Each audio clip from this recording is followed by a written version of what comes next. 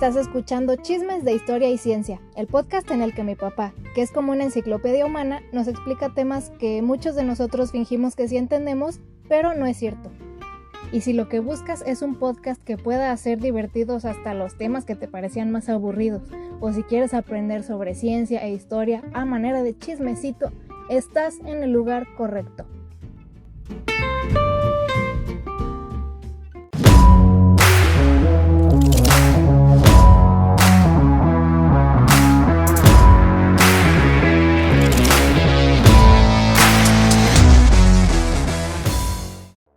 Hello a todos, ¿qué tal? ¿Cómo están?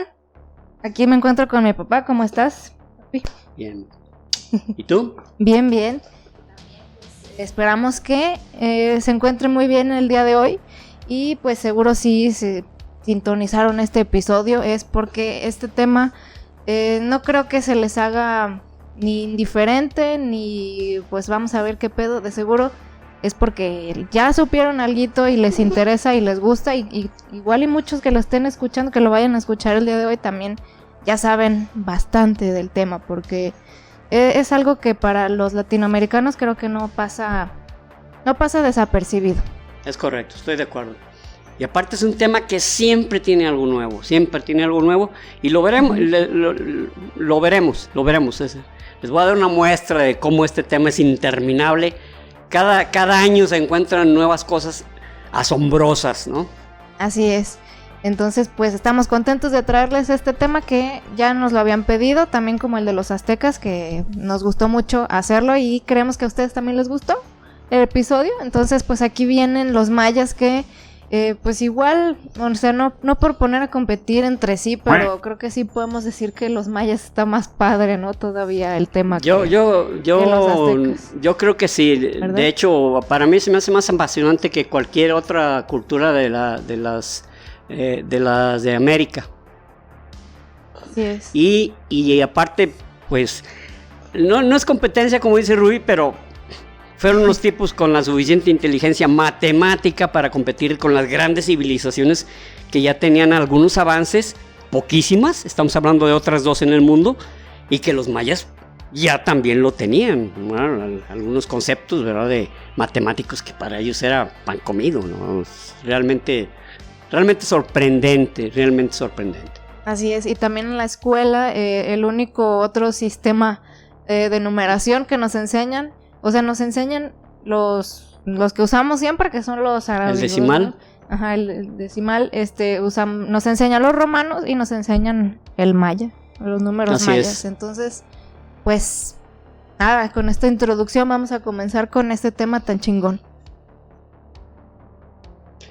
Muy bien. Pues los mayas, como dijo Rubí, pues es una civilización apasionante. Los mayas fueron un pueblo que empezaron desde el paleolítico, desde el mesolítico. Desde el mesolítico tardío, ellos ya estaban en la península de Yucatán y una característica de los mayas es que no nomás están en un país. Esto es cosa que ellos ni sabían, ¿verdad? Ellos no crearon fronteras, pero compartimos sus conocimientos y nos maravillamos con sus construcciones, con Guatemala, con Honduras, con El Salvador y con Belice. Tienen más en México, porque en México participan en 4 estados diferentes, y luego con Guatemala, un poco menos con Honduras, un poco menos con Belice y un poco menos con El Salvador. Pero pues eran un asentamiento, bueno, ahorita voy a decir asentamientos, más no es la palabra correcta. Pero sí era extenso. Era extenso. Ellos empezaron, como les digo, del Mesolítico tardío, estamos hablando de 12,000 años antes de la era común. Ellos ya habían llegado a la zona y ya ellos ya plantaban, sembraban, mejor dicho, chile, jitomate, sobre todo maíz, porque ellos el maíz era algo muy, algo cuasi religioso, ¿verdad? La existencia del maíz por lo que los alimentaba, ¿no? Sí. Calabaza también. Y pues cacao. ¿Mande? Y pues cacao, ¿no? Cacao y creo que esos eran los más básicos. Sí. En la zona del Petén, que es una zona ubicada en Guatemala, eran unas zonas altas y unos valles. La zona del Petén fue una zona de mucho florecimiento de los mayas, pero en sí, para no irnos así, tratando de describir cada época, diremos que la primer ciudad en forma es una ciudad en Guatemala, okay, que estamos hablando del año 2500 antes de Jesucristo, antes de la era común. Y esta ciudad ya era un asentamiento en forma. Luego, hasta hace poco, hay un arqueólogo muy famoso. Es famoso porque él es mayista, él está bien metido con lo de los mayas, aunque es un chavo fresa, pero es él especialista, está ¿no? metido. Él se llama David Stewart.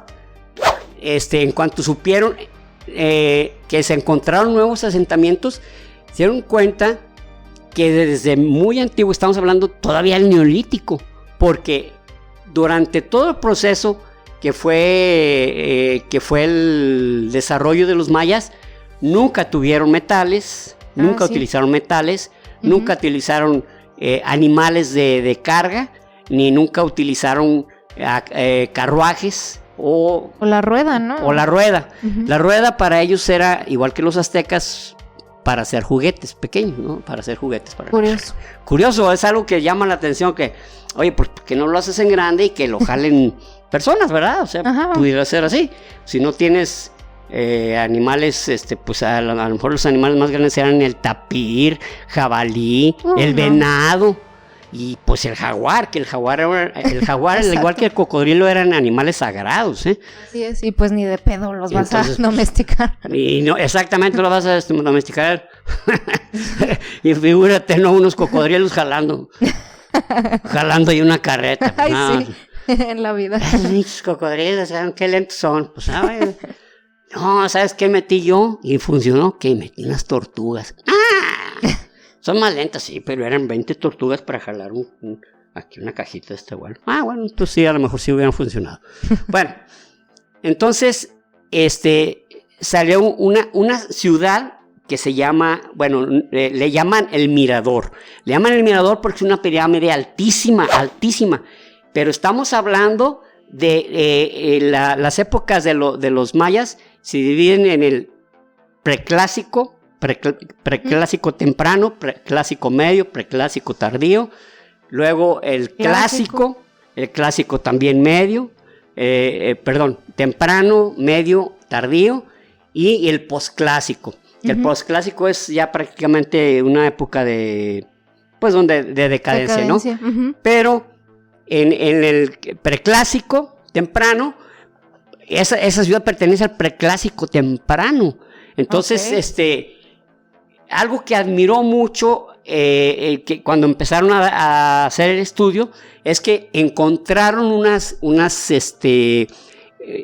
esculturas de un rey que ya tenía un nombre, que era el colmillo de jaguar, el rey colmillo de jaguar.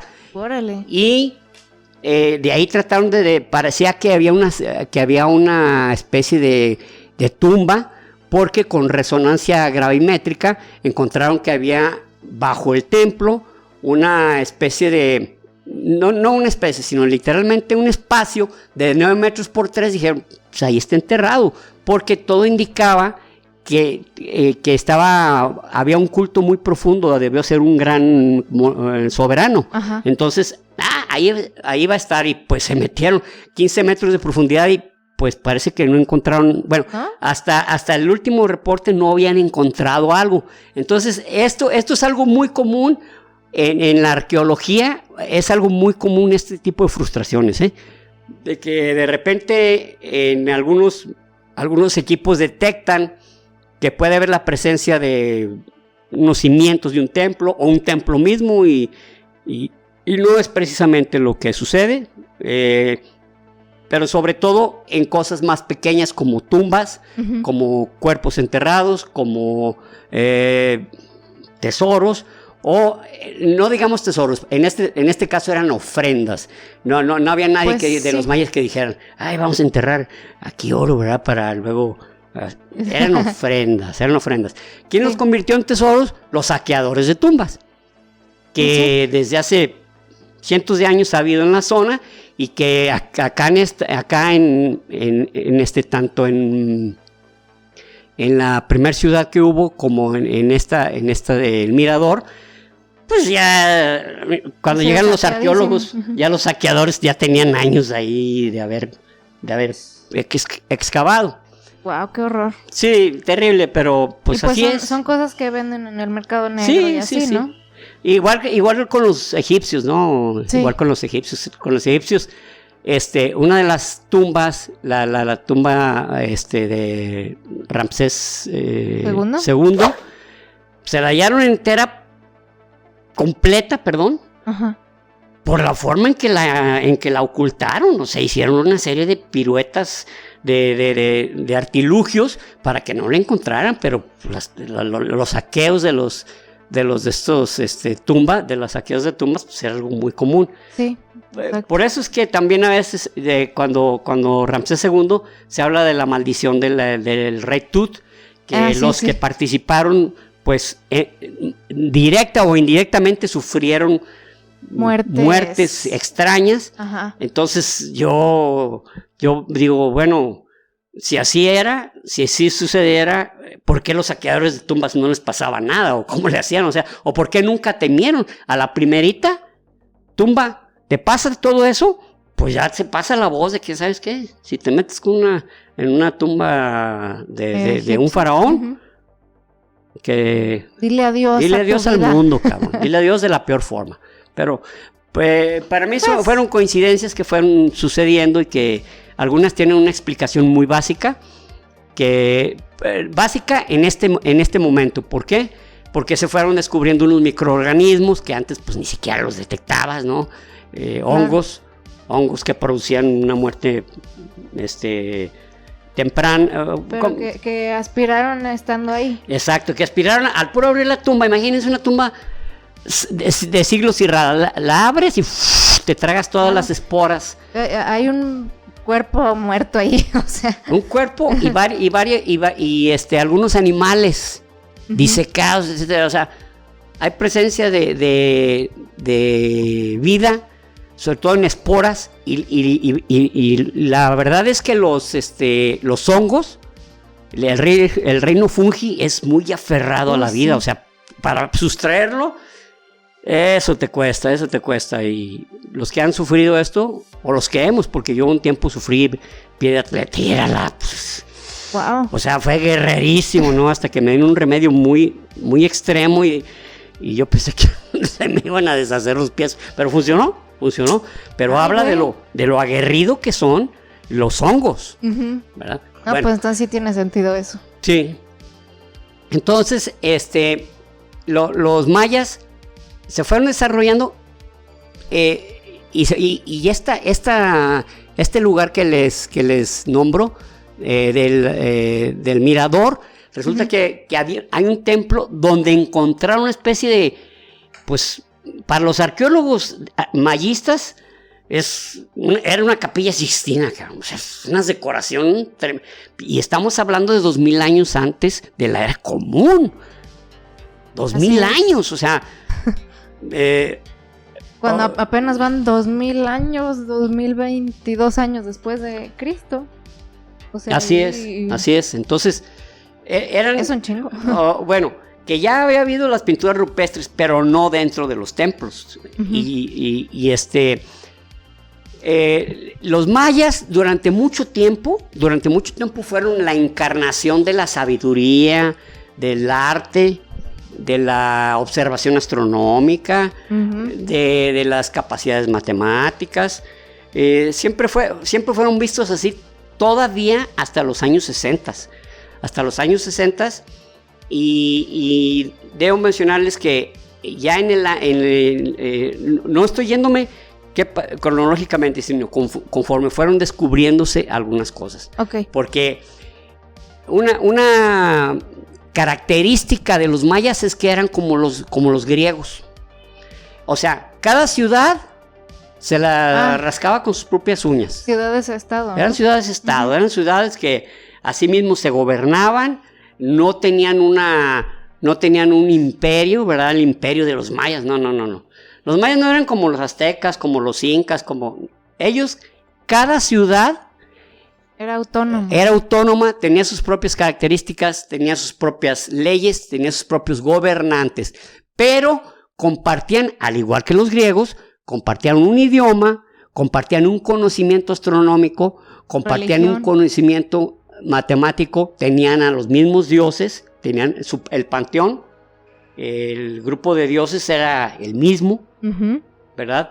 Entonces, eso era lo que compartían, pero en sí cada ciudad no estaba pues así sometida, o no había una liga, eso se fue dando después, pero fue por otras circunstancias que no fue de los propios mayas.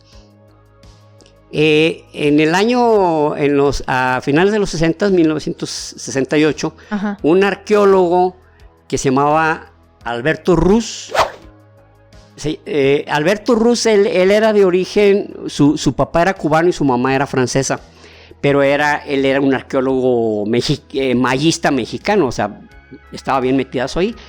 Y él en un templo en Palenque, Palenque está en Chiapas. Así es.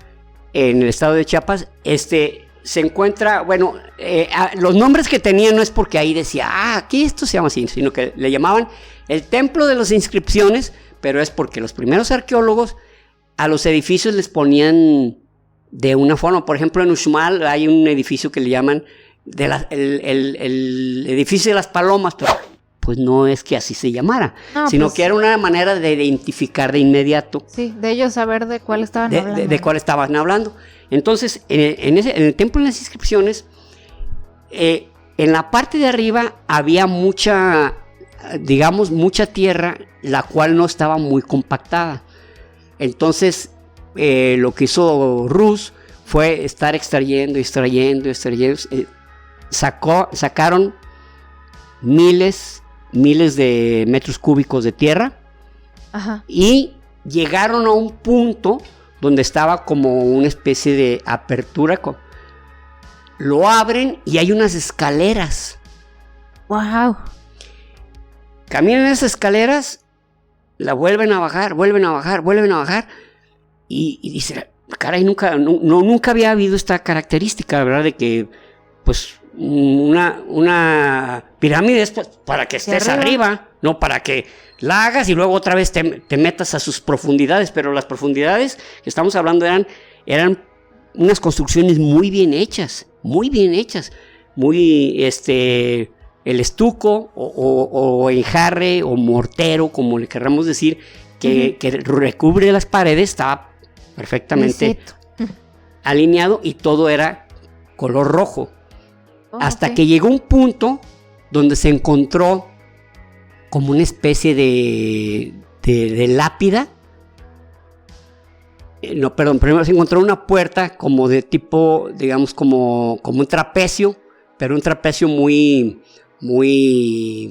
donde uno de los lados estaba desproporcionadamente más pequeño que el de abajo. Logran abrirlo, estaban muy pesados, y se encuentra con una tapa de un sarcófago. Ande, güey. Esa imagen ha sido extendida y ha sido interpretada.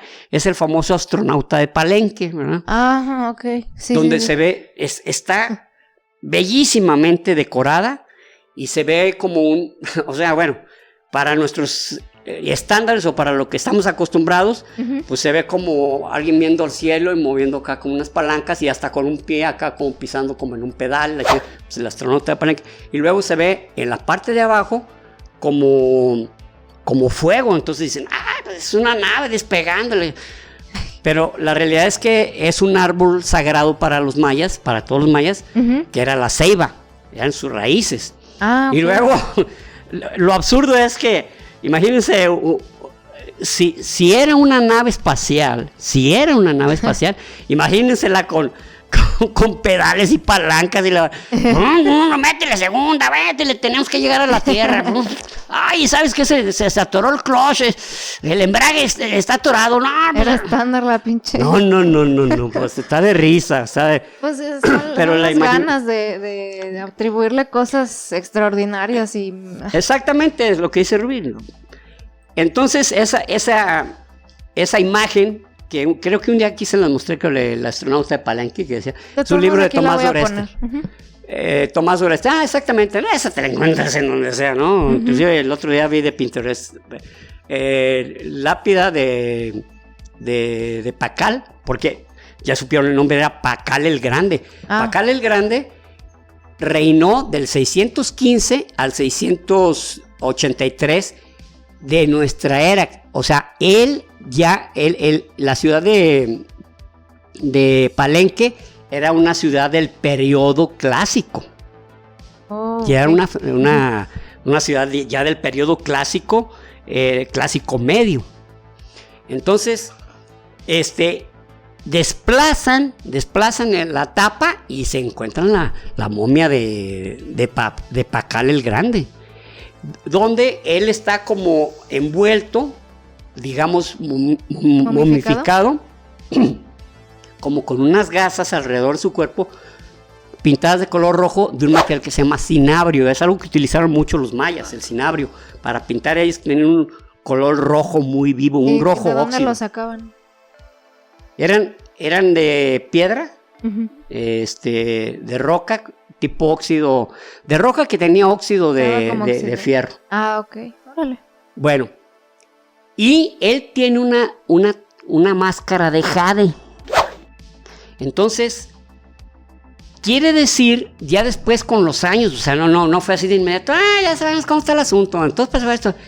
No. Pacal el Grande tuvo tiempo de construir muchísimo, pero tuvo mucho tiempo porque él estaba, había 4 zonas entre los mayas, y la parte más baja, que era la zona de la península de Yucatán, pues no crean que había muchos conflictos, entonces tenían tiempo de construir y hacer cosas muy, muy bonitas, ¿no? Entonces él no tuvo, no tuvo muchos conflictos, tuvo conflictos, entonces tuvo tiempo de hacer templos y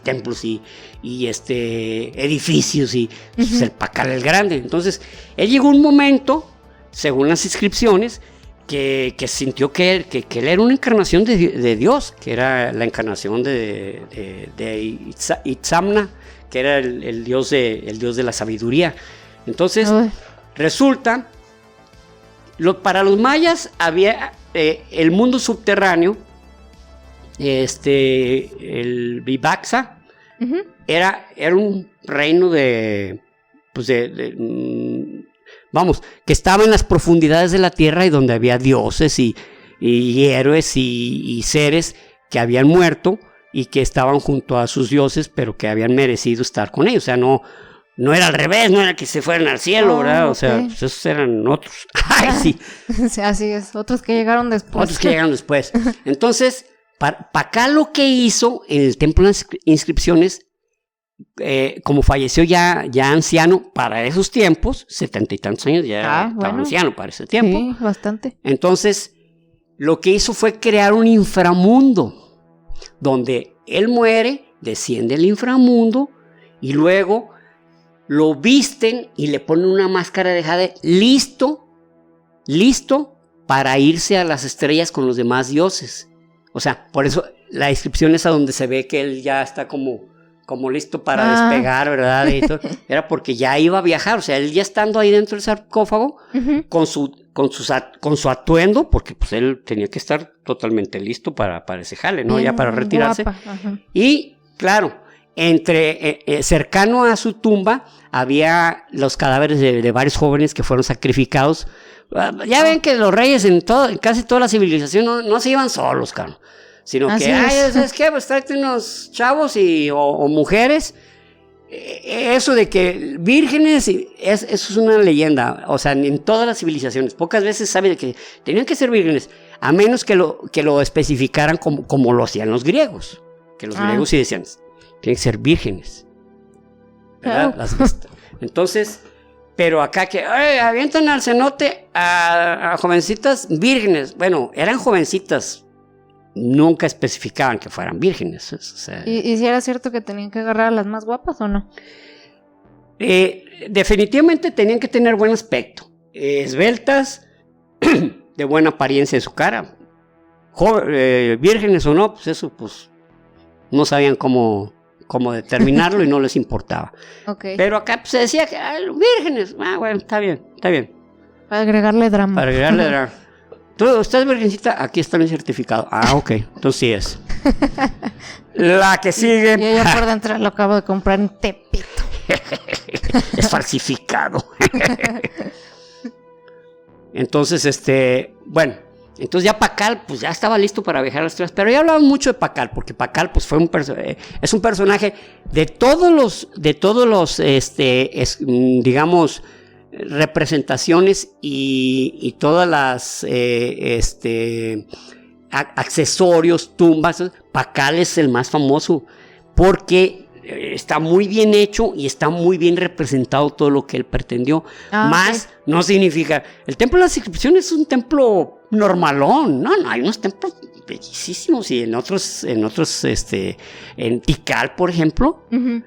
Un templo dedicado a su fundador, no al fundador, sino al que levantó a Tikal, al que convirtió a Tikal, uh-huh. y lo dejó en el mapa, por eso. Digamos, en el mapa, que uh-huh. fuera reconocido, se llamaba Hassan Chang Kawi. Hassan Chang Kawi. Hassan Chang Kawi, él creyó,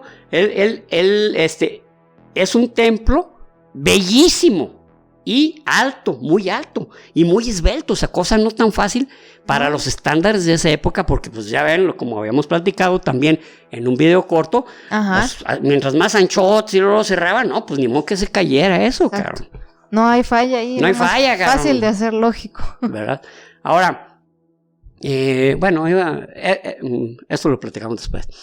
Okay. La escritura maya, 300 años antes de Cristo ya existía. Sí. Y era una escritura que tenía un montonón de, digamos, interpretaciones, ¿no? Y de, no, esto es así, esto es así, no, va por aquí, va por acá. O sea, tenía a todo el mundo vuelto loco. Hasta que llegó lo platicamos, ¿sabes? Porque está muy interesantísimo cómo se logró interpretar. Bueno, ¿sí la menciono? No, todavía no. Okay. Deja. 300 años antes de Cristo, entonces, ya había, ahora, la astronomía estaba tan avanzada que, por ejemplo, ya en Chichén Itzá, que era una ciudad muy nueva, la ciudad que una de las 7 maravillas del mundo es Chichén Itzá, uh-huh. Pero y tiene su propio observatorio que le llaman el Caracol, pero Chichén Itzá es una ciudad muy reciente. Casi todas las ciudades que están en la península de Yucatán hacia el Caribe, en las zonas que le llaman zonas altas, son ciudades muy nuevas. Uxmal, Tulum, Xel-Há, Chichén Itzá, todas son ciudades nuevas, relativamente nuevas, o sea, aparecieron a partir del clásico medio y del clásico tardío. Entonces, bueno, siguiendo con la ruta de los mayas conocían el cero, cosa que era que es un concepto muy abstracto, muy difícil de, ¿cómo te digo? Muy difícil de aplicar a las matemáticas, porque nosotros ya lo sabemos y como que pero una mentalidad donde dices, este es el cero, que era como una especie de caracol. Uh-huh. Si lo multiplicas cualquier número por ese, será cero. Así multipliques 1,000 millones de millones por cero, es cero, caro. Sí. El cero dividido entre algo es cero. Algo dividido entre cero es infinito, para los mayas no era infinito, era, ¿cómo se dice? Era algo misterioso, era algo que no tenía un concepto, algo dividido entre cero. Pero lo que me refiero es que el cero para ellos era un concepto bien masticado.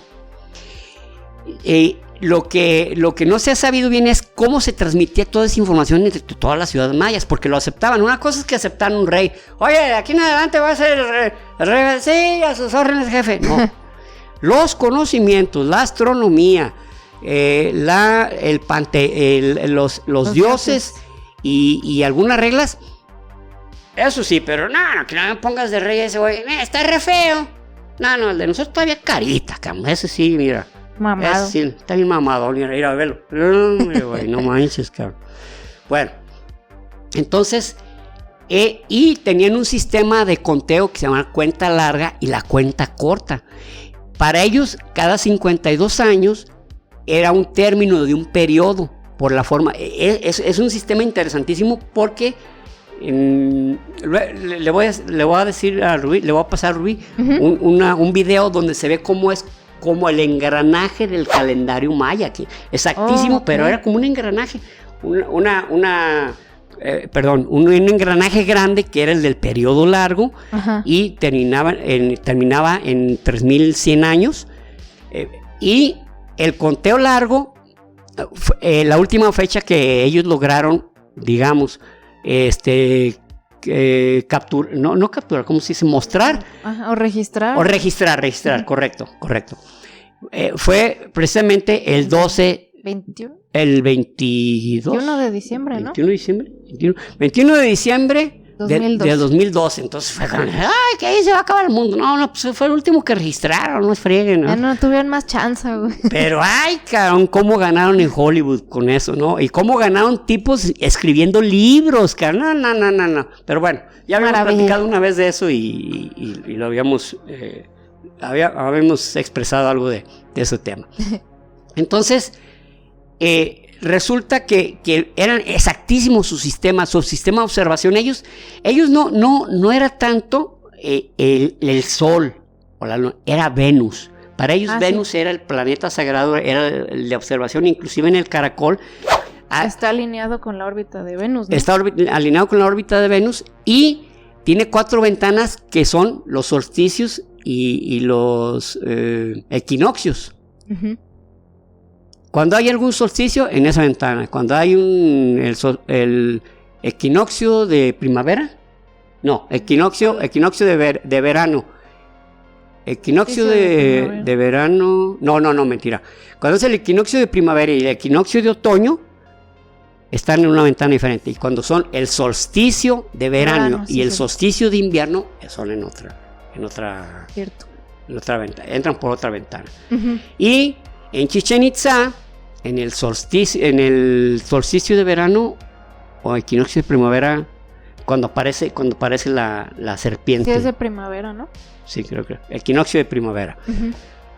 Que digo, que va mucha raza ahí vestidos de blanco, y dicen que están agarrando la energía. Ay, puro whitezican mamador. O sea, ¿estás sintiendo la energía del cosmos? ¿Cómo no, güey? No manches. Y un cuate que se haya chingado 5 cervezas. No, güey, no manches, estoy sintiendo toda la energía. Estoy sintiendo como una humedad, pues sí, güey. Y se están tomando fotos ahí sentados en posición de loto. Sí, grabándose a sí mismos, diciendo... Sí. No, una vengan, güey. Una vez que tomé un curso, precisamente de diseño de terminales de abastecimiento. Ajá. El expositor, tipo genial, pero creía mucho en eso. Miren esta foto, vean el aura. Entonces se ve como unas personas y se ve como hacia atrás, como un círculo de luz. Ajá. Le digo, ay, no me acuerdo cómo se llamaba. Porque decía que no le dijéramos profesor ni maestro. Voy a decir Alfredo, Le decía yo, Alfredo, pues es el reflejo de la cámara, nos están casi a contraluz. Pues sí. No, pero velo, exactito es un círculo. Pues sí, tiene que ser un círculo. Si fuera un cuadrado, a lo mejor sí diría, ¿dónde se formó, verdad? ¿Cómo se formó un cuadrado? Pero bueno, en fin. La naturaleza es más redonda. Pero igual, les digo, hay gente que lo cree a pie juntillas. Oye, uno se esfuerza en reforzar lo que cree, entonces... Pues sí. y como quieres reforzar lo que crees, entonces verás aquello que refuerza tus creencias. ¿Lo verás? Y lo que las contradiga lo pasarás por alto. Sí, un saltito olímpico por ahí, ¿no? Muy bien, entonces, efectivamente, hasta a principios de los 60s, pues para todo el mundo los mayas eran tipos así, pues buena onda. Medio nerds. Ellos medio nerds, ¿verdad? Metidos en estudios astronómicos, en estudios matemáticas y todo ese asunto. Pero resulta que empezaron a darse cuenta, no a darse cuenta, sino que en algunos pasajes se veía, por ejemplo, en este del mirador, hay unas representaciones no pintadas, sino esculpidas de enemigos donde los tienen de los cabellos y los están matando. ¿Por qué? Porque pues eran enemigos. Y eso no se había descubierto hasta entonces. Entonces empezaron a descubrir ciertas imágenes, pinturas, esculturas donde se habla del sometimiento, ¿verdad? Del enemigo. Ajá. Y entonces dicen, órale, güey. Pues no quedan bien buena onda. Inclusive, yo un tiempo estuve asistiendo a una, ¿cómo llamarlo? Pues sí, como una especie de movimiento, organización, no sé, secta si quieren, que se llamaba La Gnosis, y yo iba, sí. Me encantaba ir por la curiosidad porque se decía cada cosa que estaba muy divertido. Y en una de esas decían que porque pues el misterio que ha prevalecido es cómo desaparecieron los mayas. ¿Por qué desaparecieron los mayas? ¿O por qué dejaron de existir? Pues resulta que los mayas, como ya no tenían nada que hacer en la tierra, porque ya habían hecho un chingo de jale, ya habían enseñado muchísimo, ya habían dejado muchos conocimientos, entonces ellos se trasladan a otra dimensión que se llama el Ginas. Y entonces ellos están en el Ginas allá curándosela de nosotros. Estos güeyes ir allá. Y ellos acá arriba. O sea, nosotros no los vemos. Pero ellos están en forma elevada, con su cuerpo astral. Wow. Entonces decía, ¡Órale! No, estaba divertidísimo ese movimiento. Qué genial. ¿Y todavía andan por ahí, sí, no? Sí. Además reclutaron a un conocido, ¿no? Sin querer. Sí. Que me quiso acercar, creo que me invitó. Que le dije, no manches, ya sé de qué se trata esto y esto. Bueno, más o menos. Y ya no volvió, pero pues estaba Chales. bien tengan deprimado. Cuidado con las organizaciones, movimientos que crean tener todas las respuestas. Sí. Y ese de la Gnosis lo creó un mexicano que él a sí mismo se puso su nombre, dijo que su nombre verdadero era Samael Aumbeor, pero su nombre era Juan Pérez, cabrón, pero no me acuerdo ahorita el nombre real. Y Samael viene como de la Biblia, ¿no? Es de la Biblia, sí. Samael Aumbeor, el cual era el Crestus Rojo, era el Cristo Rojo. Ese era uno de sus títulos. No, si el tipo no era cualquier... Increíble. No era cualquiera, o sea... Era un iluminado como muchas otras sectas, ¿no? Los raelianos, ¿verdad? Rael y que... Pero no me voy a desviar porque es todo un tema eso, de lo que luego vamos a platicar, ¿no? Sí. Pero lo voy a platicar en serio, porque, digo, trae muchas cosas que van a sonar así que de risa, pero yo lo tengo que decir serio porque pues, para ellos es serio. Digo, para sus seguidores, pues para él se la cura, cabrón. Los cuates así, los meros líderes, pues acá están hinchados en lana y dicen, ¿ahora qué vamos a hacer? No, pues hay que una estrella que se llame así viene directo a la Tierra y se va a llevar, ¡órale! Pero es que lo peor es que así se la terminan creyendo, o sea, así se lo creen ellos. Es cierto, es lo que hemos platicado, el ejemplo del señor de que está haciendo fila y que echa una mentira para quitarlos de la fila y él se va a la otra fila pensando que, caray, no sea cierto. Entonces es igual, terminan creyéndolo. Oye, soy un iluminado, ¿verdad? Sí. Además, lo que le estaba diciendo de Pacar, llegó un momento que dijo, oye, pues yo soy un dios, cabrón, no me había dado cuenta, cabrón. Pues he llegado a la conclusión de que sí soy un dios. Soy un dios y viene con esta bola de inútiles con esta bola de siervos, si supieran que aquí está un Dios, pero bueno, está bien, nomás les voy a dar la chance de que me construyan todo esto historia. Bueno, ay, qué horror. Entonces, pues, para el mundo, los mayas eran eso, eran seres muy cultos, digamos, muy cultos, pero les digo, empezó a darse a encontrarse muchas muestras de gran violencia, porque en el periodo preclásico tardío, desaparecen los mayas. No desaparecen, sino que abandonan. Sí. Espera, es que hubo dos o tres veces de que se acabaron. Ay, güey. Entonces, caray, ¿qué pasó? Pues hubo un momento en que ya no, y la selva se volvió a comer las ciudades, y luego volvieron y volvían a levantar las ciudades, pero una de las teorías que es muy plausible, por eso es teoría, es que se acababa en el entorno, porque tan solo para hacer el estuco de los templos, el estuco consumía una cantidad industrial de árboles, porque la piedra calcárea la tenían que quemar para hacerla como polvo y luego hacer una pasta y luego esa pasta pintarla. Entonces tenían unos templos bellísimos, pero pues a todo alrededor. ¿Qué costo? Ajá. Aparte, lo curioso es que ellos se quisieron asentar en la selva. O sea, algo que me llama a mí la atención es ¿por qué sentándose en una selva desarrollan una civilización cuando no son lugares tan indicados para hacerlo? O sea, sí hay los ríos, ¿verdad? Pero la selva, donde hay pantanos, donde todo está lleno de hierba, ahí se fueron a plantar los mayas. Ya más en la zona baja, que es a lo que le dicen en Yucatán, pues era una zona bien plana, no había ríos, pero había muchos cenotes, donde todos esos cenotes, la gran mayoría, tiene un alineamiento. Bueno, se habla de que hay 1,600 cenotes, pero la mayoría da un semicírculo, que es donde cayó el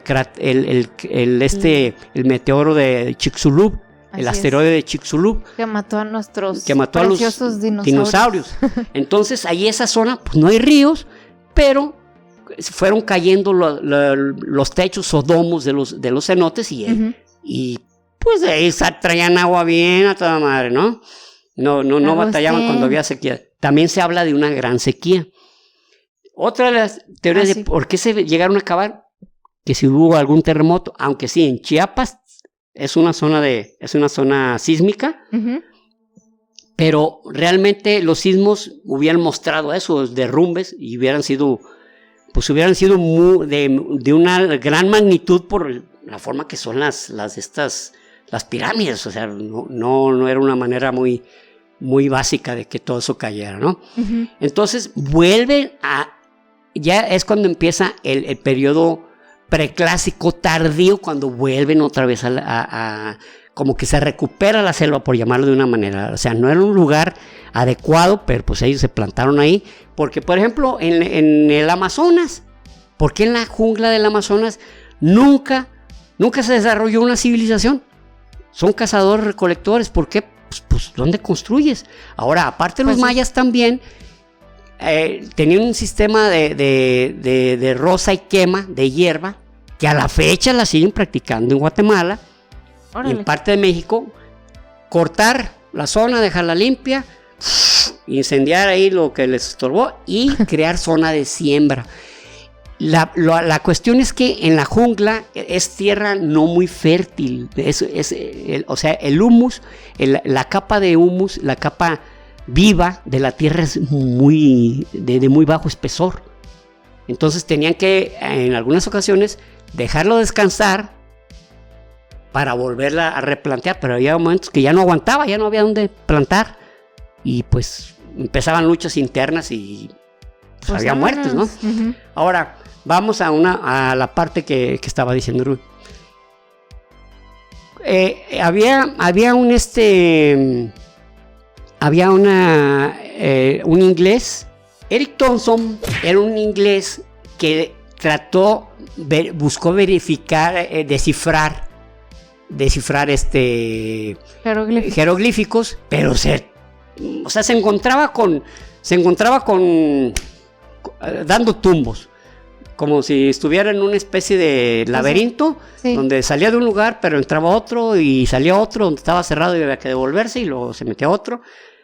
Pero resulta que ese Eric Thompson escribió algunos libros y eran libros, pues decían, pues Eric Thompson era la autoridad, ¿verdad? Él es el que sabe, ¿verdad? Él es el que sabe, pero resulta que en los años 20 nació en la Unión Soviética, porque ya era la Unión Soviética, yes, Yuri Koronosov. Bueno, es Yuri Knorosov. Nosorov. Yuri Knorosov. Yo le voy a decir Yuri Nosorov, así porque no sé cómo. El apellido empieza con K. Con K, exactamente. Sí, se pronuncia casi que es muda. Es Yuri, ¿sí? Nosorov. Uh-huh. Yuri Nosorov. Una de las cosas que tenía Eric Thompson es que él era arqueólogo. Y pues sí, pues se anda investigando, pues es arqueólogo. Uh-huh. Y salió algo, bueno, en mayo de 1945, cuando los soviéticos entran a Berlín, que había caído ya porque ya Hitler había muerto, se había matado el 30 de abril. Uh-huh. El 30 de abril. Entonces, en mayo, pues están los soviéticos dentro de Berlín y están recuperando documentos y cosas información que a ellos les puede servir para delatar, enjuiciar, o para lo que, pero, ¿y qué hizo este Yuri Koronosov?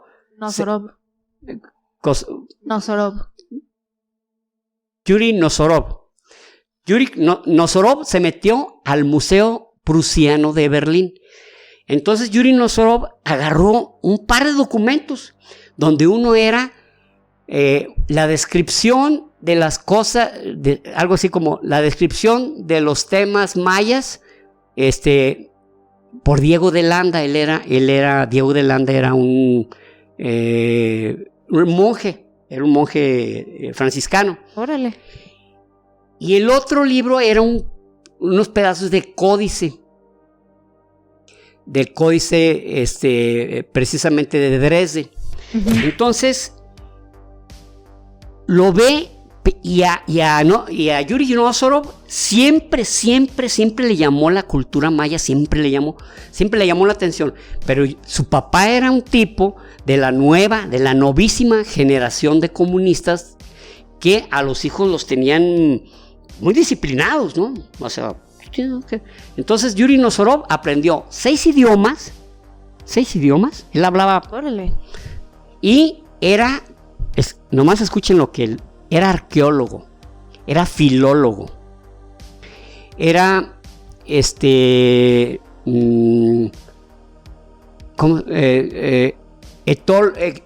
etnólogo, que saben de las etnias y todo eso. Uh-huh. Entonces él sabía todo, era lingüista, o sea, tenía esas cuatro titulitos nada más. No manches. Y él siempre, los mayas le llamaron la atención. O sea, fue algo que a él siempre le interesó, le interesó. Entonces empieza de Landa, Diego de Landa, para ponerlos en contexto, había sido un monje que había quemado todos los códices mayas.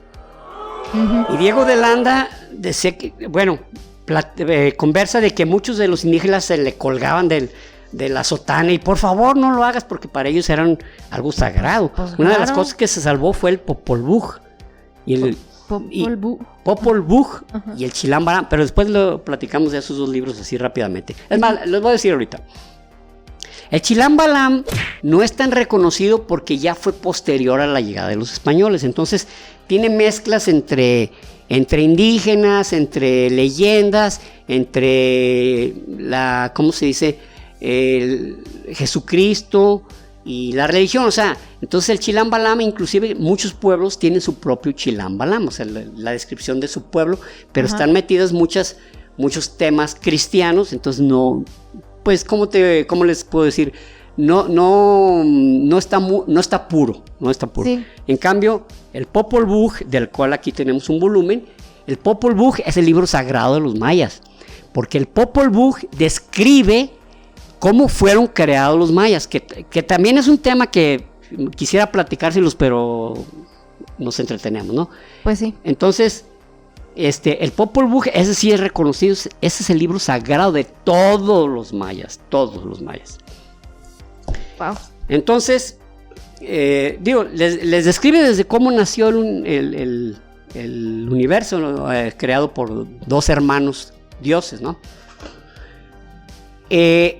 Entonces, Yuri Nosorov empezó a estudiar y empezó a darse cuenta que la escritura maya tenía un orden que era en 2 líneas e iba de izquierda a derecha y de derecha a izquierda, de izquierda a derecha, como una Z. A la madre.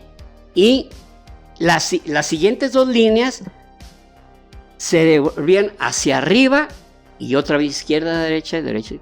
Y aparte, no todos eran letras. Los glifos podrían ser sílabas. O ay, cabrón. Los glifos podrían ser una palabra completa.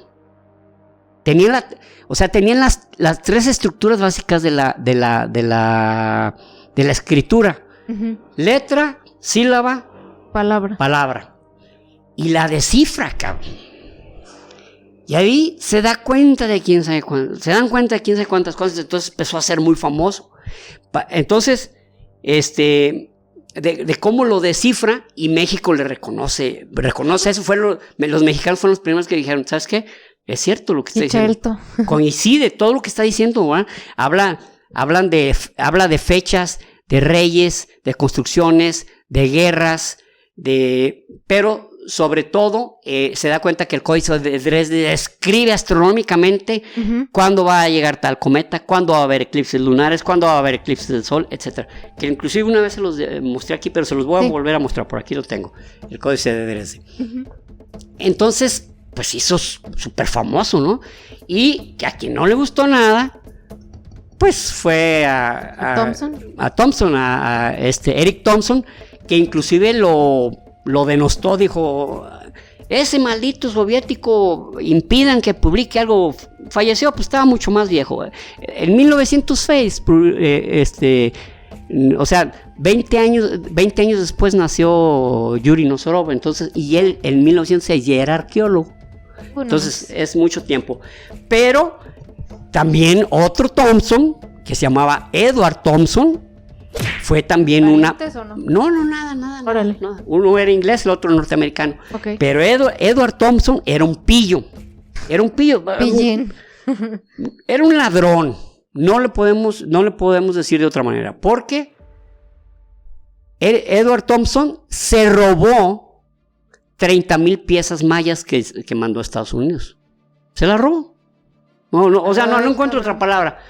Las recabas y las mandas a Estados Unidos, allá se quedan, entonces pues es un robo. Pues sí. Y era también un Thompson, no era padre. O sea, los Thompson eran cosa canela, aunque uno pues trató de hacerlo mejor descifrando, pero cuando se dio cuenta que un chavo mucho más joven que él, lo descifra con exactitud y con soltura, no, hombre, pues es algo que él le picó. Pues, imagínense, él ya estaba llegando anciano, dedicó varios años, decenios de su vida, y este chavo lo descifra, cabrón. Ahora, Yuri Nosorov tenía una cara así muy, pues era un soldado en el frente oriental, donde esa gran coincidencia de haber llegado él ahí a Berlín, y luego él saber tener todos esos conocimientos, es algo grandioso, es algo que verdaderamente fue algo providencial que se hubiera logrado todo eso. Él tenía una cara muy dura, él nunca se casó, él era un estudioso. En el año, creo que en 1998, la República de Guatemala lo condecoró con el Quetzal dorado, algo así. Es el mayor reconocimiento a un extranjero de parte de Guatemala. Órale. Pero en México unos años después le dio el águila azteca, o el águila azteca, que es el mayor reconocimiento a un extranjero en México. Y él estaba emocionadísimo, porque él dijo en perfecto español que él había nacido en ese momento, cuando nació no era la Unión Soviética. No, pero más bien, cuando él ya murió, ya él era ucraniano. Estamos hablando de 1998 o algo así. Pues sí. Entonces, él ya era ucraniano y dice dice, yo nací en la Unión Soviética, pero mi alma es mexicana. Lo dijo en perfecto español. Mi alma es mexicana. Yo amo a México. Siempre lo he amado a México. Estaba emocionadísimo porque él ya estaba grande, aunque en perfectas condiciones físicas. Uh-huh. Entonces lo llevaron a recorrer, imagínense, todas las ciudades mayas que él quería. ¿Dónde quieres ir ahorita? A esta. El tipo estaba emocionadísimo. Y en el año 2008, o sea, recientemente, en Mérida, Yucatán, le hicieron un monumento a él, donde él está con su gato y donde habla de que él fue quien descifró la escritura maya, y fue el que le dio estructura y fue el que hizo que el mundo comprendiera cómo pensaban los mayas. O sea, es un episodio muy bello de... Ahora vamos a unos episodios pues no tan bellos, ¿verdad? A ver, primero, duda, ¿en qué momento entra Tatiana Proskuriakov? Ella entra en los años 60. Pero ella también ayudó a descifrar, sí, ¿no? Bueno, ella no descifró. Ella lo que hizo fue ordenar los escritos, ordenar escritos y buscar inscripciones. O sea, ella fue de las, se puede decir, pues de las que más buscó inscripciones. O sea, ella no veía tanto la belleza de los templos, de las pirámides, sino qué había escrito, qué querían decir, cómo había pasado. Pero esa mujer tenía una superintuición, porque sin tener todavía la certeza de la escritura maya, sin tener todavía la completa certeza, ella ya había muchos acontecimientos que ella sabía que había pasado. Cuando Andropov, en 1952, uh-huh. En 1952 fue cuando Yuri Nózorov la manda al mundo. Ya para ella fue como, ¿cómo explicarlo? Es como la última pieza. Es como estar esperando algo, como tener todo un rompecabezas así, uh-huh. Y decir, me falta esta pieza y esta, y llega Nózorov y se la completa. Pero sí, ella había llegado, o sea, ella es la que supo que algunos textos hablaban de astronomía, sí. Y todo eso, ¿no? No, ella sabía perfectamente cuáles eran de astronomía, cuáles eran históricos, Perdón, hija, qué bueno que lo nombraste. Sí, de hecho yo era de ella, de quien estaba esperando hablar, pues. Perdón. Es más, ¿quieres escribir algo más sobre ella? O sea, después podemos, a lo mejor, si se puede ahondar más con ella, pues igual hacemos un video. Sería bueno. Es que, ¿saben qué? Bueno, hay otros antropólogos que toda su vida le han dedicado a los mayas. Y son gente que yo creo que sería bueno agarrarnos a todos los grandes y decir, este hizo esto, este hizo eso, porque hay muchos muy metidazazos. Uh-huh. Hay uno que no recuerdo su nombre, que vi un reportaje. Él tenía un restaurante y fue a visitar Chichén Itzá, y luego pues de Chichén Itzá se pasó a Tulum, Uxmal, Xel-Há, se fue yendo al sur, Tikal, Palenque, Bonampak, ¿cómo se llama? Piedras Negras. Entonces, y ya, llegó a Estados Unidos a decirles, ya no voy a volver. Me voy a dedicar a descifrar qué le pasó a los mayas. O sea, se metió en una verdadera, ¿cómo se dice? Aventura que no, gruesísima, ¿no? Que iban a ser tan fácil. Claro. Ahora, ¿cómo se fueron dando cuenta? En uno de los textos de la cuenta larga, 8 de enero del 378, la fecha exacta, llegan a la ciudad de Huaca, que está en Guatemala. Llegan unos extranjeros. El nombre del líder, ellos eran teotihuacanos. O sea, venían desde Teotihuacán y entonces él se llamaba Comienza el Fuego o Empieza el Fuego. Empieza el Fuego. Uh-huh. Así se llamaba él. Y él venía, su líder se llamaba el Búho Lanzadardos. Ellos, pinche nombrecito, ¿no? Entonces llegan a Huaxa, ¿qué? Huaxa, y les dice, oye, pues nosotros venimos de tierras lejanas y venimos a proponerte que hagamos una alianza y pues vamos a visitar otra ciudad para, mientras más nos aglutinemos, pues vamos a crear más fuerza. Uh-huh. Y entonces, a la siguiente semana se van a Tikal. En Tikal, el líder se llamaba Nube Tormentosa. Pero acá en Huaxa era se llamaba, no me acuerdo bien su nombre. Pero va y estando ahí, le dice, ¿sabes qué? Hay que matar al rey. ¿Cómo? Sí. Así es jale, así es la política. Tú lo matas y te apoderas del reino de Tikal. Uh-huh. Y entonces pues tú ya tienes más poder y podemos. Y entonces lo matan, lo descabezan. Entonces, eso estamos hablando, fíjense, estamos hablando del cuando está, en esa época está ya empezando el periodo clásico, o sea, el siglo IV. ¿Y cómo empieza el periodo clásico? Empieza con sangre, cabrón, por unos extranjeros. Entonces los mayas empezaron a dar cuenta, bueno, no empezaron a dar cuenta, sino empezaron a seguir esa práctica de someter a las ciudades vecinas o a las ciudades que les podían generar más poder. Uh-huh. Y entonces, pues ya empezó esta matanza, porque no le podemos decir, pero fueron los teotihuacanos que después desaparecieron, que uh-huh. Si recuerdan, llegaron los mayas y ya no había nadie en Teotihuacán. Sí, exacto. Entonces, se involucran los teotihuacanos, pero al mismo tiempo engrosan sus filas de soldados y empiezan a someter otras ciudades.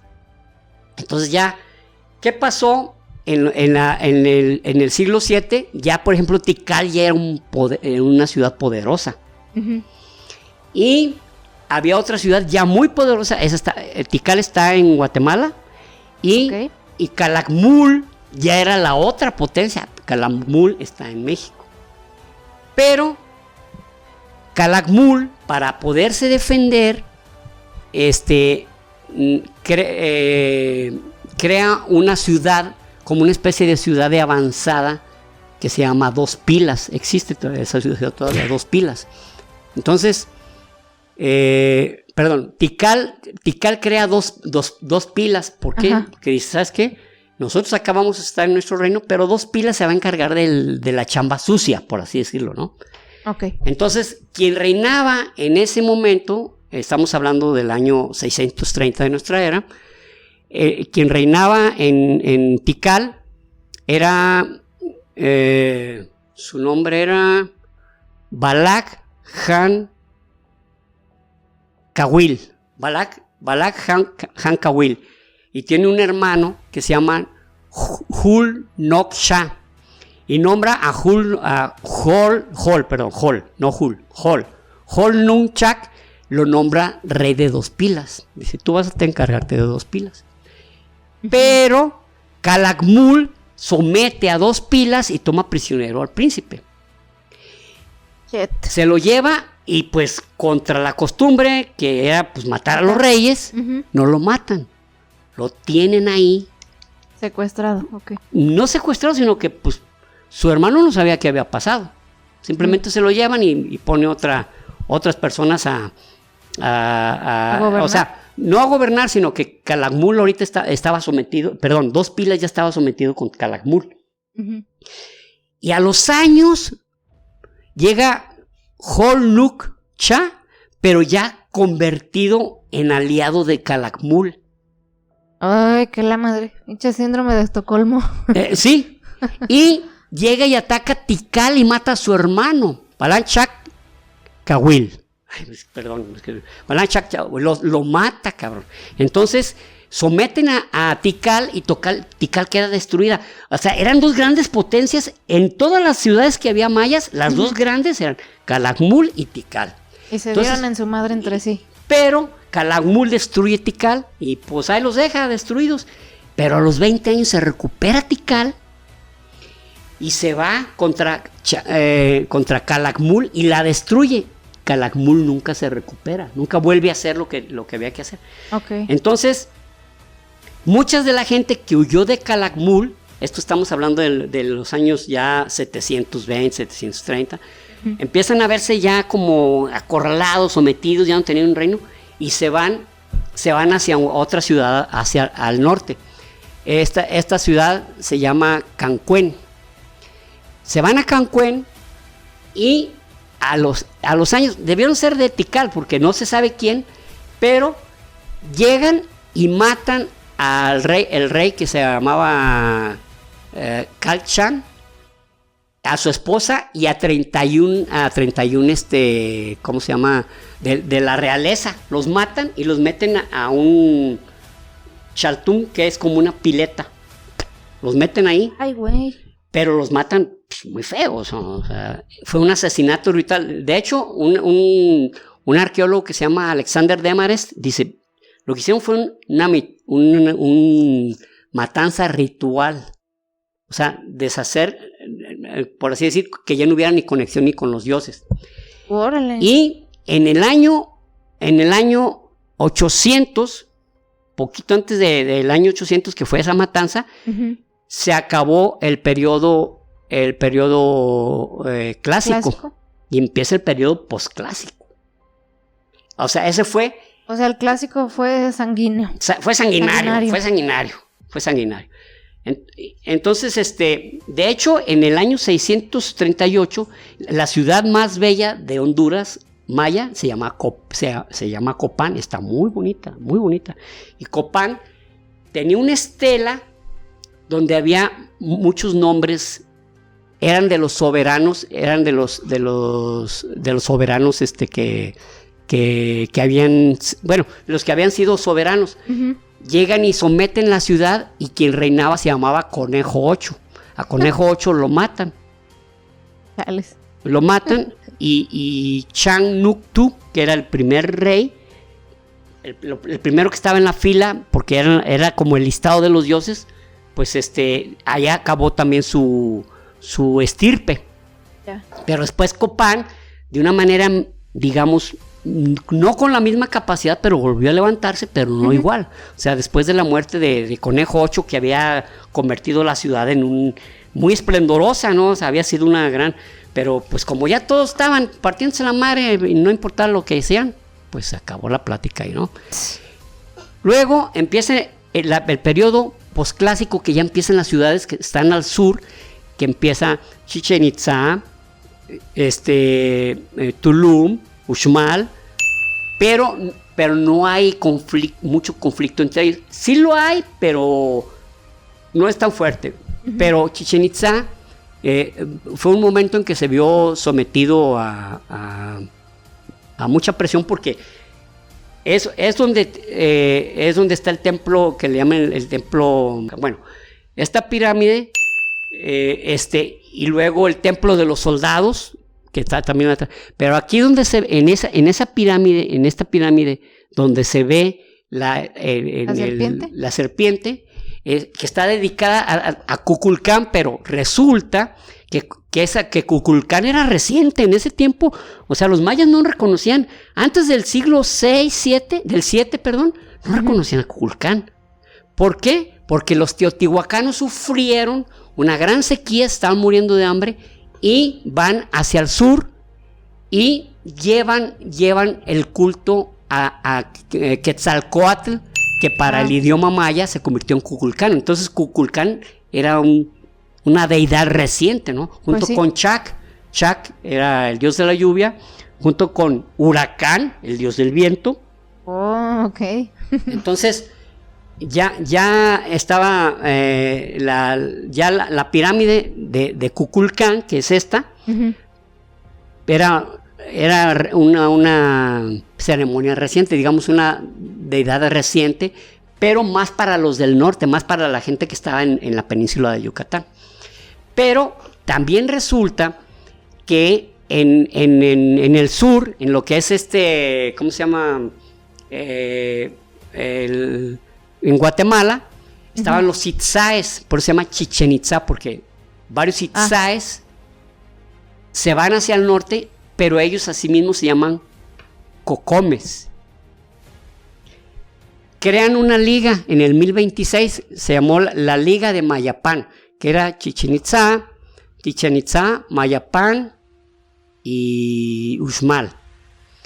Crean esa liga, pero resulta que Junak Sil, que era el rey en ese tiempo de Chichén Itzá, lo invitan a una carne asada ahí cerca de un cenote sagrado, porque los mayas del norte, los mayas de la zona baja, eran prácticamente los que los sacrificios eran en lanzarlos a los cenotes. Ah, sí. Y acá en el sur pues era degollarlos y sacarles el corazón en muchas de las instancias. Entonces, pero lo intentan matar, lo lanzan al cenote, pero pues supo nadar el compa. Y pues se recupera y se venga y hace matadero de cocumes que se tienen que devolver. O sea, a todos los itzáes de esa zona los hace que se larguen. ¿Saben qué? Aquí ustedes ya no los queremos. Respecto a eso de las matanzas y todo eso, ajá, me voy a referir a la película Apocalipto. Yo creo que es una película del 2003, uh-huh, dirigida por Mel Gibson, que habla sobre la decadencia maya y sobre costumbres mayas. Es una película de la más falsa información que puede existir. Dañina, ¿no? Dañina. O sea, Apocalipto le hizo mucho daño a la imagen maya porque muchos datos son inciertos, no son ciertos, es más. Miren, uh-huh, voy a ver de cuántos me acuerdo. Número 1.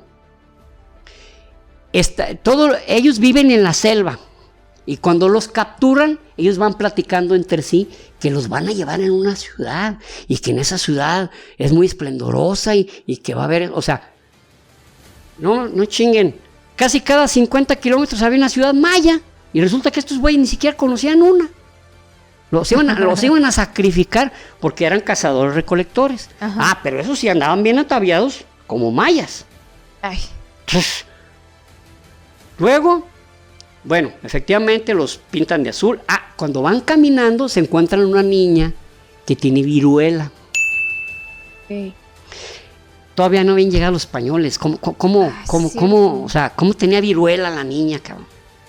Ahora hacen una matanza, los pintan de azul y hacen una matanza donde les arrancan la cabeza y les sacan el corazón. Y luego ya el cuerpo lo avientan por la escalinata y se va la cabeza rodando también. Eso es mentira. O sea, los sacrificios mayas no eran así como los de los aztecas, ¿no? Donde 1,000 muertos, 2,000, 3,000 y hasta, si recuerdan en uno de los datos que vimos, hasta 30,000 muertos hubo. Sí. Pero, sí.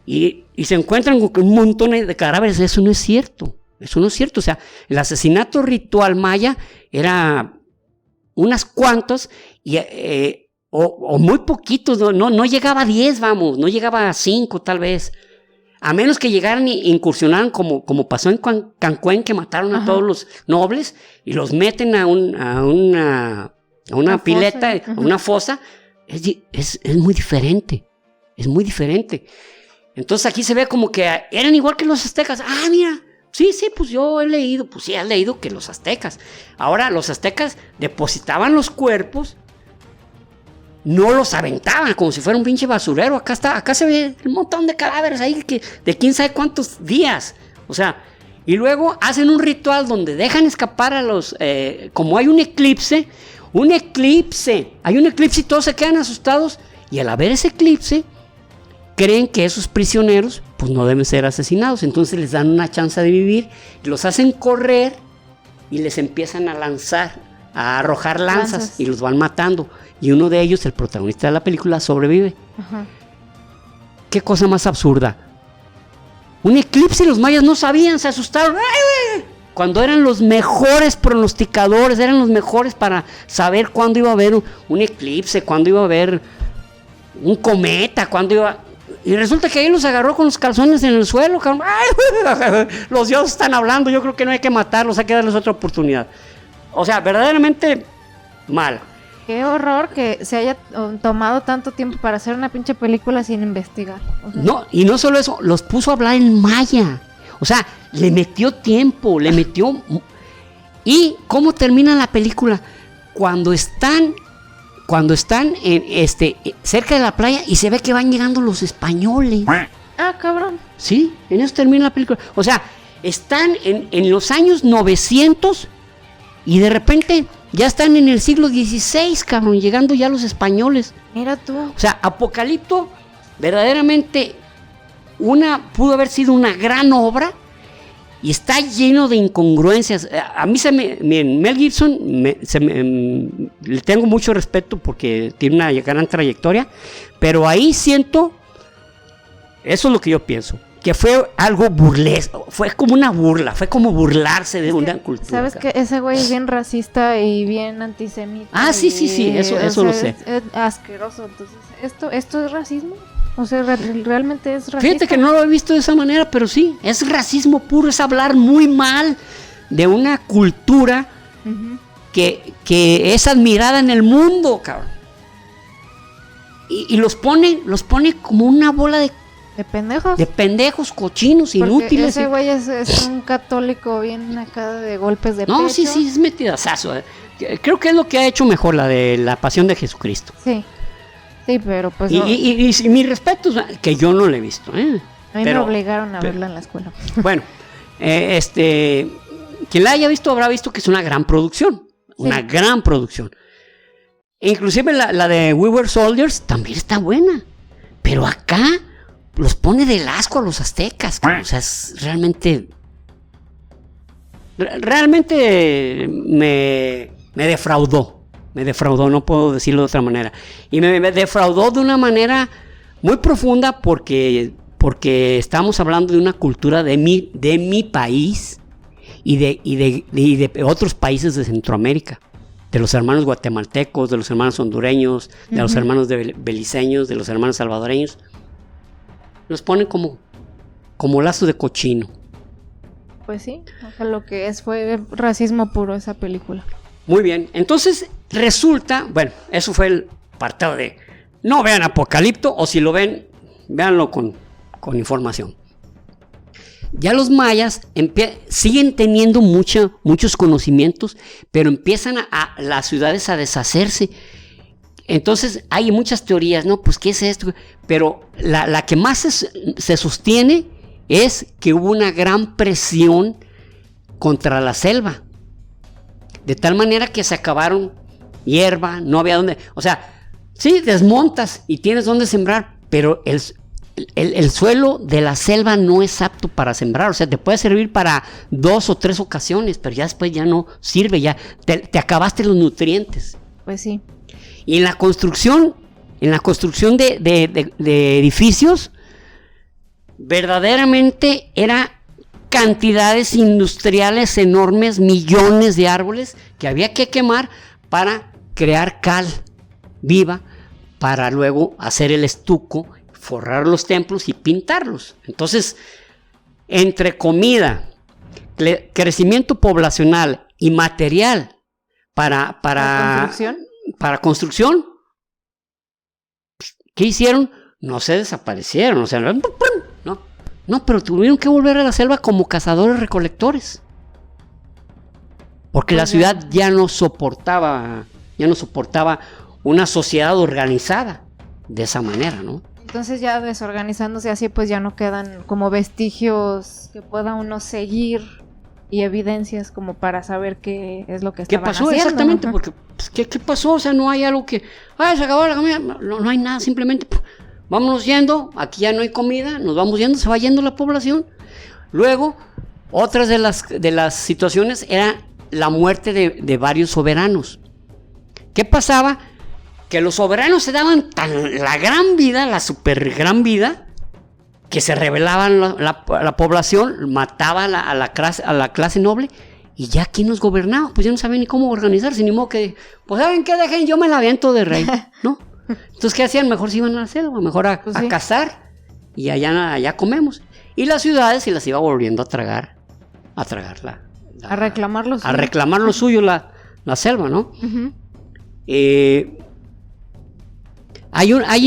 Aparte de esta ciudad, hay otra ciudad que se llama Bonampak, que tiene unos murales preciosísimos.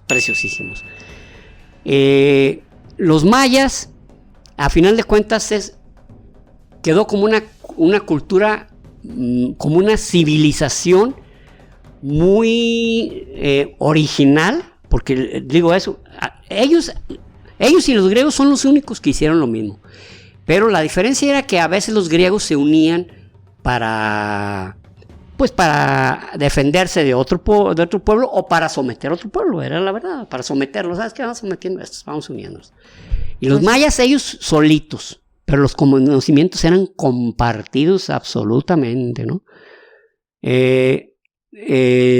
Pues por mi parte, eso es lo que tengo. Si tú tienes algo de información, yo creo que sería bueno que la manifestaras. Hay algunas cosillas curiosas que supe de ellos. Una de ellas, no sé si tú sabías esto, pero según que se ponían pedos a través de el anís. Se ponían enemas para ponerse pedernales por ahí. Eso es algo curioso, porque lo hacían a través del trasero, o sea... En el hollín. O sea, enemas, literal, enemas. Uh-huh.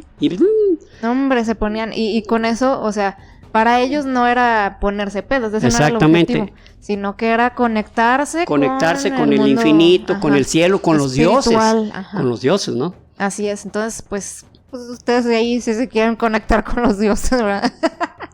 Pero después estudios, pues han demostrado que el alcohol también se asimila bien a través del nudo de globo. Exactamente, o sea, a través del trasero, ¿no? Entonces, con enemas. Entonces no eran solo listos para la astronomía y las matemáticas, sino pues también para ponerse pedos, eran muy efectivos, ¿no? Y otra cosa que según sus estándares de belleza eran muy peculiares. Sí, cierto. No muy parecidos a los nuestros, sino que les gustaba la gente visca. Así es. Desde los bebés les ponían un objeto una aquí en medio de los ojos, una piedra o algo, y les deformaban desde niños el cráneo. Les ponían como así como los chinos deformaban los pies de las princesas. De las muchachas, ajá. A los bebés mayas les ponían unas tablas, claro, amarradas y presionadas de tal manera que era la edad más tierna, su cráneo era muy tierno, entonces uh-huh. Crecían con un cráneo como de alien, y eso era señal de nobleza, señal de que no era cualquier tipo, esos tipos de perrón. Exactamente. Y otra cosa también que hacían estéticamente, les gustaban los dientes afilados. Así es. Entonces se afilaban los dientes. Afilándose y se incrustaban piedras preciosas. ¿Qué pasaba también con eso? Han encontrado muchos cadáveres que con caries temprana, obvio, pues les hace el esmalte por hacerlos afilados, ¿no? O sea, era mucho el sacrificio. Y aparte, penetrar para poner una piedra en un diente, pues ese diente va a infectarse. Con el tiempo claro.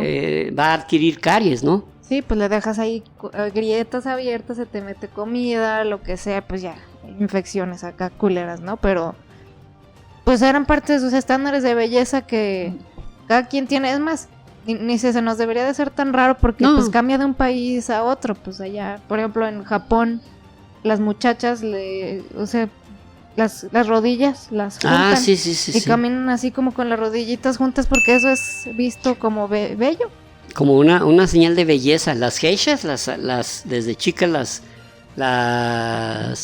enseñaban a caminar, por eso se veía que caminaban así como bien curioso, porque tenían que juntar las rodillas. Uh-huh. Y creo que esto hasta se refleja en el anime. Así como Sailor Moon, me acuerdo que ya tenía las rodillitas juntas. No las tenía juntas, sino como que las ponía juntas, como cuando tenía alguna sorpresa o algo. En algunos animes así se ven, así como que se sorprenden, ¡ay! Ponen las rodillas juntas. O ven a alguien que les gusta o que le cae, ¡ay! Ponen las rodillas juntas. Hasta es algo muy común. A veces se ve, o sea, sí, no sé, o sea, son estándares que cada país pone y pues sí, así sucede y así estaba también con los mayas, pues tenían esos. Y pues creo que eso es como lo más curioso que recuerdo. Bueno, a ellos se les atribuye el desarrollo, o más bien la preparación del cacao. Uh-huh. Sí, ellos son quienes lo desarrollaron mejor. Ellos lo desarrollan, igual el maíz ellos preparaban nixtamales y alcanzaron a preparar nixtamal para luego molerlo y convertir en algún tipo de pan, en algún tipo de platillo. Uh-huh. Sí es, entonces, bueno, esos son unos datillos así curiosos que yo traía que no sé, habían mencionado. Y bueno, seguro ustedes van a conocer más, pero pues déjenos aquí en comentarios qué otros datos padres creen que para los demás que estén leyendo estaría chido que supieran también, ¿no? Sí. ¿Menciono los libros? Vámonos a los libros. Bueno, recomendación. Este no es un libro, este es un disco. Es un disco doble de Iron Maiden que se llama El Libro de las Almas, que en la crítica dicen que es un libro, es un disco, es una obra de arte, y habla precisamente sobre ¿cómo se llama? La temática son los mayas. Chingonzote. A mí me tocó cuando abrieron la gira en el 2016 verlos en Ciudad de México. El Popol Vuh, pues ya se los había nombrado. Ese no tiene ningún autor porque el Popol Vuh fue escrito por... Ahora, este libro dice Enciclopedia de las Grandes Civilizaciones. Algo que siempre ha sucedido. Miren, las grandes civilizaciones y mayas, aztecas e incas, en muchos libros de historia, los meten los tres en el paquete. Cuando eran grandes civilizaciones con grandes conocimientos y muy diferentes. Mayas, incas y aztecas. Como si fueran la misma. O sea, realmente, bueno, es culturas y a los demás sí de un capítulo completo, ¿verdad? Qué Luego poca madre. Donde yo conocí un poco más de los mayas es este libro que se llama Los Últimos Enigmas. Este es de los que yo compraba en el Reader Digest. Bueno, no lo compraba la familia. Y el capítulo se llama La prodigiosa aventura de los mayas. La prodigiosa aventura de los mayas está narrado de tal manera que yo lo leí no sé cuántas veces porque me embelezaba todo lo que decía. O sea, realmente decía, caray, estos tipos no eran Pancho Pérez, ¿no? O sea, realmente eran tipos con muchísimo conocimiento. Entonces, este capítulo, este libro realmente me llenó mucho, me atrapó. Yo creo que ya está difícil conseguirlo, ¿no? ¿O tú qué crees? Es que antes, si tú leías sobre los mayas, los tienes que leer en un libro de historia de la escuela. Ah, sí, pero digo, este libro ya está difícil. No, este ya no. Ya no existe. Ya no es editado. Lo siento. Lo importante, lo que les decía de cuando se sabe algo sobre los mayas o sobre otra cultura. Este de agosto de 2007 de National Geographic, aquí es donde habla de cómo los hermanos de Tikal, uno se hace de Calakmul y mata a su hermano de Tikal. Aquí viene descrito, porque eso fue descubierto hasta en el 2002, porque un rayo le cayó a un árbol y quedó una estela. Las estelas eran como unas piedras alargadas donde venían escritos. Venía la descripción de quién había matado a Balak Shankawil. ¿Quién lo había matado? Su hermano. Y se supo por esa estela. ¡Órale! Entonces, de ahí que algunas cosas, estas revistas son las que te sacan la información. Ahora, este era un tema completito, pero desgraciadamente pues el tiempo nos come. sobre el inframundo maya de los cenotes. Sí. El inframundo maya de los cenotes. Que esto era más en la parte baja, como les dije, ¿no? Para los que nos están solo escuchando, estas dos últimas recomendaciones fueron unos volúmenes revistas de National Geographic. Y está este libro que se llama Arqueología de México. Estos libros de Arqueología de México tienen un excelentísimo formato. Por algo cuestan lo que cuesta, ¿no? Y su tema son los cenotes en el área maya, porque los cenotes en el área maya, para los mayas de la zona,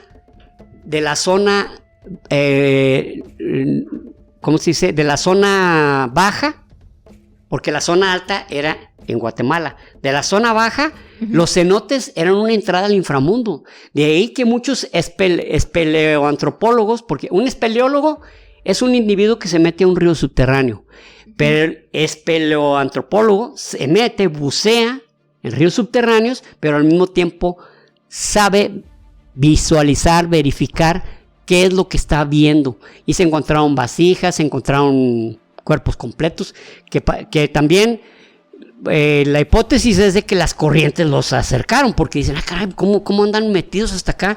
Casi 2 kilómetros en una cueva, pues sí, o sea, ¿cómo iban a respirar? O sea, entonces, pero para todos los los mayas de Xel-Há, Chichén Itzá, Tulum, Uxmal, Cobá, Yaxchilán, todos los cenotes eran lugares para entrar al inframundo. Eran puertas al inframundo, ¿no? Y pero ya se me vino a la mente. La primeritita ciudad maya, después de que fueran cazadores recolectores y que ya empezaron a crear una ciudad, se llamaba Nacté. Nacté, y estaba en Guatemala. Está en Guatemala. Bueno, pues por mi parte, eso es lo que yo voy a comentar. Este es el fin ya de nuestro episodio. Y pues siempre saben que nos gusta ver sus complementos de información aquí abajo en los comentarios de YouTube o también en Instagram. Déjenos su información extra, o si hay algo en específico sobre los mayas o algo que crean que estaría interesante indagar, a lo mejor en un video cortito o algo que, no sé, algún misterio por ahí, porque pues siempre las civilizaciones los rodean ahí que sus misterios, sus teorías de conspiración, etcétera, y pues ya sí, porque pues los mayas, pues vinieron los ovnis y les enseñaron a construir pirámides y todo eso, o sea, vinieron 3 extraterrestres, ¿no? No, ya está la prueba. Pacal se fue en una pinche nave y le valió madre. Ahí los dejo, güeyes. Y se ve que le está pisando el acelerador, o sea, que llevaba prisa. Y ya lo llevaba ya parece, por una de las manos, como que ya hasta le había metido tercera, o sea, ¿cuánto iba con prisa? Sí, ya se quería largar. Le urgía irse. Ahí los dejo, hola de güeyes. Ya me tienen harto. Ya se les va su Dios. Ya se les va su Dios. ¡Pues adiós! Sale. Ok, pues vámonos a los saludos. Y el primero es muy especial porque es una felicitación de cumpleaños. Que para estas alturas que salga el episodio, pues tu cumpleaños ya fue hace una semana. Pero muchas felicidades para Haku Shinihami, que nos publica muchísimo en Chistóricos, en el grupo de Facebook. Todos los días, yo pienso que es fácil decir que todos los días nos publica algún meme, nos comparte alguna... Ya ponte a trabajar, ¿no? No te creas, síguenos escribiendo, es muy padre. Pues no tanto escribir, pero publicarnos. Publicar. En el grupo nos deja memes, nos deja muchos datos o fotos, así, es sobre todo que le gusta como el universo. Le encanta a él ese tema, entonces... ¿Él fue el que nos preguntó hacia dónde se expande el universo? No recuerdo. No, creo que no, perdón. Pero se ve que te gusta mucho ese tema y pues sobre todo muchas felicidades, ojalá que te la hayas pasado muy chingón en tu cumpleaños. Te la hayas pasado muy bien celebrado, muy feliz. Ese día el día de tu cumpleaños... hay que ser feliz. Se oye bien fácil, ¿verdad? Sé feliz. Pero ese día, aunque el trabajo, las circunstancias, ese día es tu día, es tu onomástico, es tu conmemoración de tu nacimiento, cabrón. Ese día pásala feliz, cabrón. Si invitaste 10 amigos y llegaron 2, con ellos pásatela feliz. Y si tú te la quieres pasar feliz tú solo, ese es tu día. Así es, aunque yo sé que muchas personas, me voy a incluir, no es siempre, pero pues hay años que uno se siente más chippy en su propio cumpleaños, ¿no? Que andas más sentimentalón, Pues sí. Pues sí, más tristón tal vez. Se vale, no hay que tratar de ocultar o de andar ahí tratando de fingir algo que no te nace. Hay que sentir. Imagínense disfrazados como Broso el payaso y diciendo soy bien feliz y por dentro te está llorando. No, hay que sentir uno sus sentimientos, dejarlos salir, fluir, vamos. Pero ojalá que la hayas pasado muy bien, como tú hayas querido. Y muchas gracias por todo lo que compartes y todo lo que nos apoyas. Sí, muchísimas gracias, man. Eres un tipazo, te queremos mucho. Así es. Próximo saludo es para Lulú Castillo. Nos comentó que tiene 55 años y nos descubrió buscando material para sus tareas porque en pandemia se puso a terminar su prepa. ¡Órale, Lulú! ¡Wow! Es admirable eso, Y sí. Muchas personas, llega una edad, yo pienso que ya dicen ya para qué. Sí. Y qué chingón que tú no te rendiste, porque no hay edad para seguirse superando. No, para estudiar. Es más, les voy a compartir algo. Cuando yo estuve en la universidad, tuve un compañero que iba un semestre adelante de mí, tenía 50 y tantos años. Y él era contratista de la construcción y dijo, pues ya se puede decir su empresa, ya se la había dejado a sus hijos, y él dijo, yo me voy a dejar estudiar, yo quiero ser ingeniero, cabrón. 50 y tantos años. Y claro, le decíamos don, ¿verdad?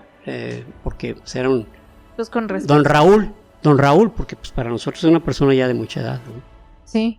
Pero qué chingón, Lulú, y muchas gracias por habernos compartido esto, porque sí, pues sí nos hace muy felices, y qué padre que pues te demos algo de información para tus investigaciones, ¿no? Para tus tareas. El siguiente, ella nos escribió, o él, no, creo que sí es mujer, nos escribió por un comentario en Instagram, su usuario es Leida Lara, y nos pidió pues un saludo y dice que le encantó el podcast. Entonces pues... ¿Cuál? En general nuestro podcast.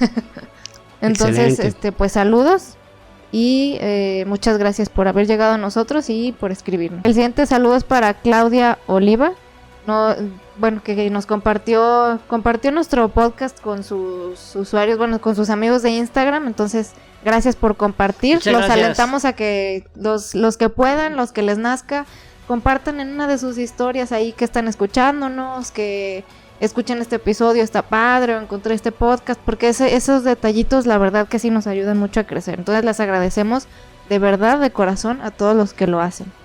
Muchas gracias. Y por último, es una mención de que el episodio pasado le mandé saludos a un usuario que es un nombre de YouTube, es Idenborg de Hugdri, pero ya me encontré otro comentario de él que dice que se llama Ladislao. Entonces... gracias por la aclaración. No sé cómo pudiste haberte confundido, ¿eh? Estaba clarísimo. Estaba clarísimo. Pero bueno. Pero entonces, sí, el saludo pasado, del episodio pasado, era para ti, Ladislao, tú lo sabes. Y dice que es nuestro groupie. Órale, qué buena onda. Ya sé, no sabía. Oye, ¿todavía se sigue utilizando esa palabra para los seguidores de los grupos de rock? ¿Los groupies? ¿O las groupies? Yo creo que no. Yo ya no lo he escuchado. Yo escuchaba eso en los años 60 y 70. Era cuando, y 80 también. Y 80, exactamente. De los 60 a los 80 eran los groupies, pero bueno, no estamos diciendo que no eres nuestro groupie, Ladislao, ¿eh? No, el título no se te quita. Ese ya quedó. Tú eres nuestro groupie. Solo estamos analizando aparte ese término. Sí, no, yo creo que ahorita ya más bien se usa, hay un nombre diferente para el fandom de cada grupo o artista.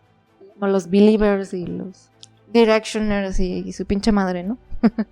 Y bueno, esos eran los saludos de hoy y pues llegamos al final del episodio. Así es que ojalá que les haya gustado mucho y sobre todo muchas gracias por escucharnos, apoyarnos. Los queremos mucho y no se olviden de seguirnos comentando, recomendando, suscribirse y dejarnos su like. Muchas gracias, de verdad, estamos muy agradecidos. Bueno, ya lo habíamos dicho, como dicen los marcianitos, bueno. Sí, estamos agradecidos. Estamos agradecidos. Así es, los queremos. Y bueno, ¿qué emoji van a dejar? Espérame, sí, ¿qué emoji los que los que llegaron hasta acá? Van a dejarnos un... hay una precisamente un pequeño edificio que parece como una pirámide. Sí. Déjenos ese, por favor. Ok, entonces su pirámide. Y si no se la encuentran, pues déjenos un triángulo, ¿verdad? Sí, en el anterior de Julio César no se hallaron una espada de Gladius y mandaron espadas de todo tipo, de todos modos estaban bien recibidas. Sí, el caso hubo uno que mandó un cuchillo de cocina de su mamá. No le hace. No hay pedo. Somos flexibles. No, uno sí de veras. Una navaja de rasurar de esas de los años 70. Está bien, hombre, venga. Bueno, ok, muchas gracias y nos vemos y nos escuchamos el próximo episodio. Chao. Gracias. Y recuerden, prohibido dejar de aprender.